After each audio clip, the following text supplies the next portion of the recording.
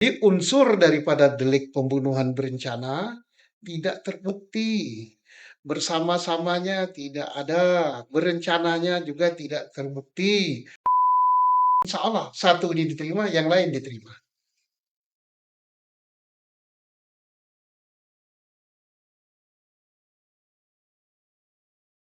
Pak, kita berandai-andai dulu. Seandainya PK Saka Tatal ini akan diterima ya Pak oleh MA. Ya, Apakah putusan PK ini akan berpengaruh kepada terpidana lain yang masih ada di dalam penjara, Pak? baiklah. Ini kan sudah 1 pekan, sidang PK Sakatata sudah selesai. Kalau saya tidak berandai-andai ya, saya yakin betul ini akan dimenangkan. Hmm. Akan diterima PK-nya. Tapi karena putusan belum keluar, ya kita berandai-andai gitu. Nanti soalnya kalau nggak berandai-andai diprotes. Mendahului. Ada yang protes, Pak Susno itu apa? Emangnya hakim, emangnya apa? Nah, kita ini bagi kelompok kaum apa namanya? Apa itu? Kaum inkrah. Kaum inkrah gitu lah. Dia selalu alasannya, kan ini sudah inkrah, sudah ini. Oke lah, kita berandai-andai. Seandainya ini PK Sakatatal diterima, ya jelas berpengaruh bagi terpidana yang lain yang sekarang masih mendekam di dalam penjara. Masih 7 lagi ya. Iya. Pengaruhnya besar sekali. Ya. Dalam hal apa Pak pengaruhnya, Nah, Pak? dalam hal karena perkara yang disangkakan adalah pembunuhan berencana Iya. dan perbuatan apa namanya kepada tersangka kepada korban yang masih anak-anak dan juga perkosaan yang dilakukan bersama kan. Iya. Pengertian bersama itu barengan, ora dewean. Ya kalau barengan ya harus sama-sama.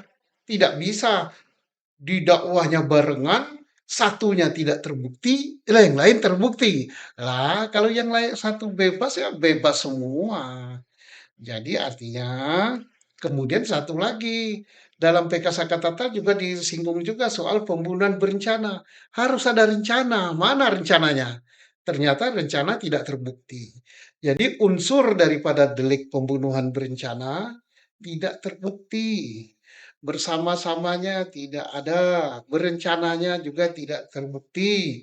Ya jelas, sepanjang menggunakan akal sehat ya dikabulkan dan ini berpengaruh pada yang lain. Yang lain ya harus tidak bersalah juga, harus bebas juga gitu ya. Dari 7 yang masih di dalam nih Pak, kan 6 rencananya akan mengajukan PK, kecuali Ya, satu yang belum belum memutuskan atau belum ya jelas lah gitu. Sudirman. Iya, padahal kabarnya justru Sudirman inilah yang mengakui perbuatan itu, Pak.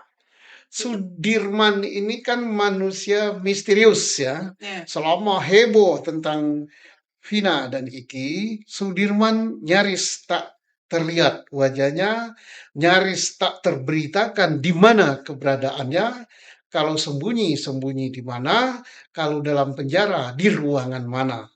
Ini karena banyak yang mengatakan bahwa Sudirman inilah yang mencokot ini termasuk mencokot aib.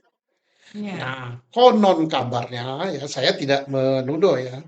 Konon kabarnya Sudirman yang tamat sekolah SD pada umur 17 tahun, ya, yaitu 4 kali nggak naik kelas katanya, dia ini agak kurang gitu ya. Iya.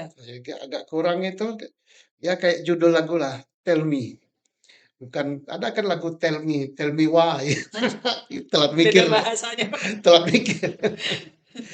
Ya, Ya, jadi, apa namanya, kemudian bila PK-nya ini diterima, ada terpidana yang belum mengajukan PK itu lalu kemudian sudah diputus bagaimana, Pak? iya, PK yang sedang berjalan, Mhm. sedangkan PK yang sudah diajukan oleh satu terhukum, terpidana, diterima, ya karena ini kejahatan yang dilakukan bersama-sama, kejahatan berencana, ya PK yang sedang berjalan ibarat mobil lewat di jalan tol, jalannya turunan, sepi, terang benderang, jalan lebar, ya tolnya mungkin nggak bayar, gasnya kencang gitu. Ya,